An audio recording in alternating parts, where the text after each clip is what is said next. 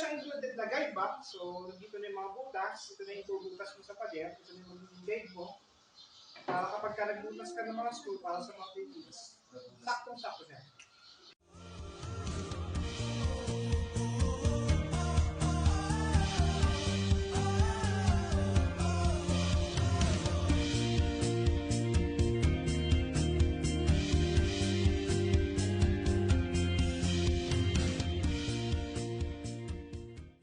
Baka po makalimutan niyo, meron pa po dito. Ano ba ito, Noel?